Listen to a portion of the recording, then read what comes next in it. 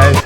Well, today I'd like to talk a little bit about through hulls, backing plate, seacocks, and raw water strainers. Now, I had a couple of projects on the boat that I needed to do. My raw water intake for the engine, look at how bad this is. So obviously that needed replacement. And I wanted to put in a new sink drain and a seacock for that. Well, Groco is the world leader in bronze through hulls, seacocks, water filters, strainers, just innovation in general. Now these guys, they started in 1918. It's a third generation of family owned. They didn't get to be that way by accident. Now I'm not far from their plant, so I took a drive over there. It's only about 40 minutes from Rock Hall here. And it is incredible the innovation that they have. Now, you know, they have machines that do certain things. They take the castings and they make them to specific specifications. But I'll tell you what, everything is hand put together and hand inspected. All these little stickers you see on all of the different products, that's not machine run. They're inspected by a person and they put this sticker on. For example, here's a fitting that didn't cut the mustard. Now machines aren't going to pick that up, but the human eye did. So that's one of the reasons that I went there. The other thing is, you know, you can go on their website, and they're updating it where you can purchase off of the website, but you can download their catalog, and this is a good checklist of things that you're going to need when you're putting together your through hull, seacocks, and other fittings. I mean, they got a lot more than that. They've got, when you look at the catalog, look at this on page 2 and 3. They've got a system, the Groco E-valve. This thing is incredible. Now it's beyond the scope of this particular video, but you know, take a look at it. For example, if you have this hooked up to your seacocks for the engines and you set it up, when you start the engine, the seacock is closed. When you start the engine, the oil pressure builds up, the seacock opens. You get back, you shut the engines down, the seacock automatically closes. Now how neat is that? We're going to look at that a little bit later. But let's talk more about the through hulls and the fittings and the other things that they have. Now, at the plant, I got to meet some of the people, and I talked with John, the shop foreman or general manager. Really technical kind of guy, but he makes it all simple. Because it is. It's just a matter of putting the pieces together in the right way. Now, they've got such a wide variety of ball cock valves that you can use, and seacocks, and they also have a system that you can set up on your water flow that senses how much pressure is there, so it alerts you before you have a problem. They have self-cleaning raw water strainers. I mean, this is really innovative stuff.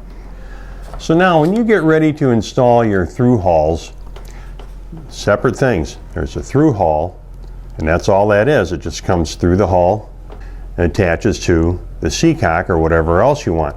Now they make a variety of different seacock attachments. Now listen to this, what John's got to say about how this thing gets assembled. This is a common practice among a lot of boat builders in that they will screw a through hull fitting into the boat and secure it with a nut. This is the backing block. The hull of the boat would be here, and to create an inexpensive seacock, what they'll do is now put an inline ball valve on the end of that. The ABYC, the Hull and Piping Committee of the ABYC, has established a strength standard for the assembly in that 500-pound lateral load here can't damage, deform, or fracture anything. Unfortunately, with this design, with this setup, if you apply 500 pounds here, it will break at about 120 to 140 pounds of pressure, and it will break right here every time.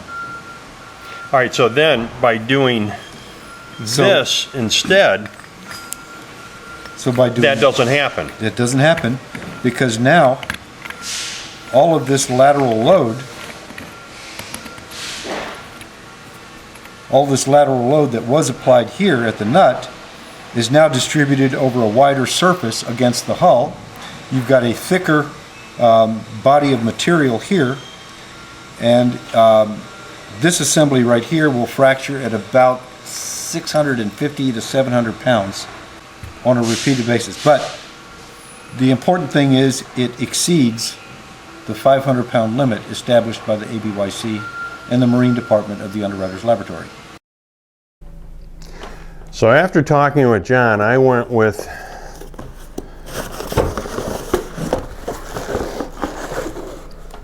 Seacocks that have this kind of a base.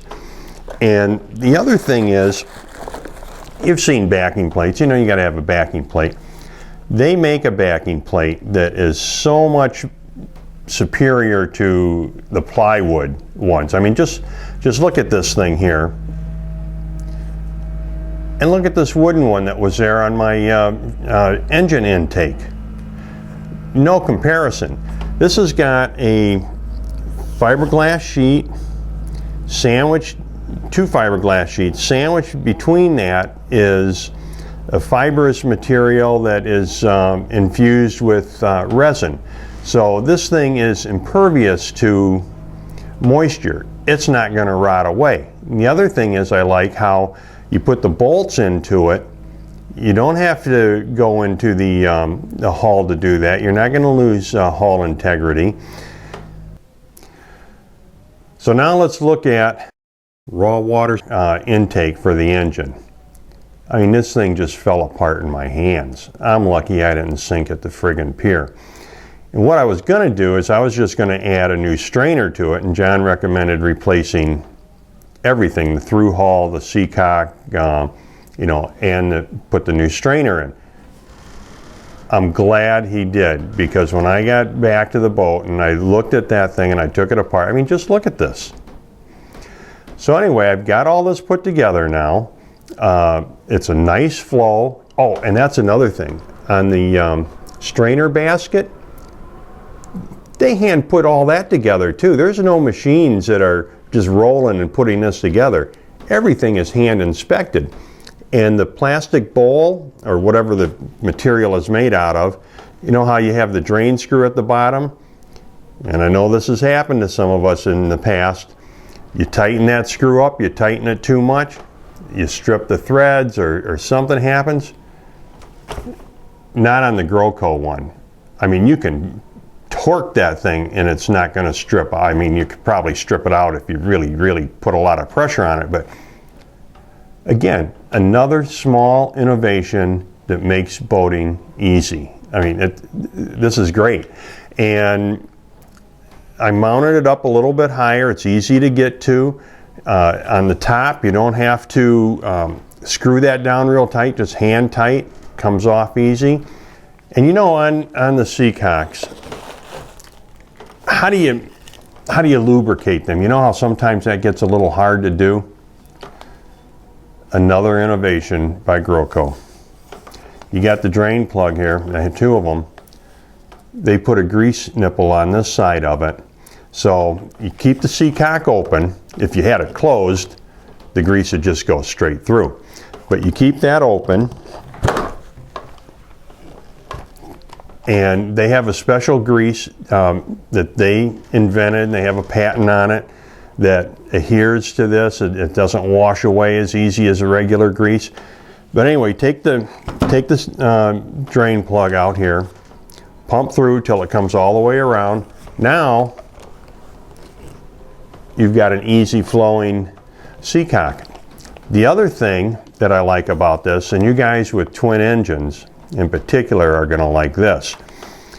you know, you got your two engines here and you got a little walkway or a little path. There's just something to get down in.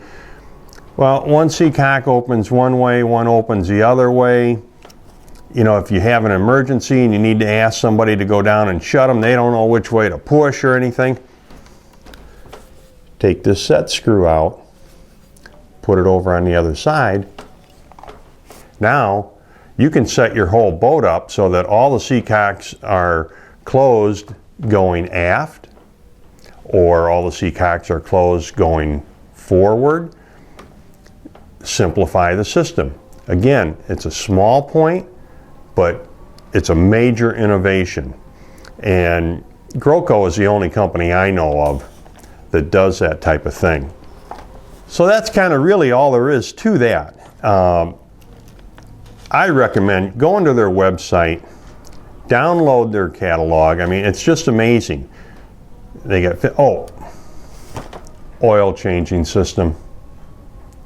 You know what a pain in the butt it is to change oil? They got a system that pump the fluid out, pump new fluid in.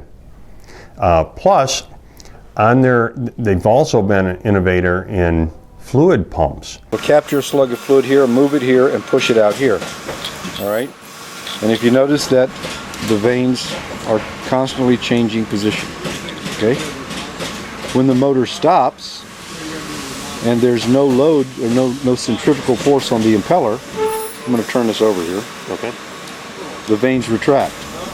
It's worth it. Just take a look at the catalog, see all the things. I mean, you're going to be jealous. You're going to say, oh my gosh, now I got to get this. Oh, look at that. I got to get that. And you know, sometimes you don't know what you need until you see it.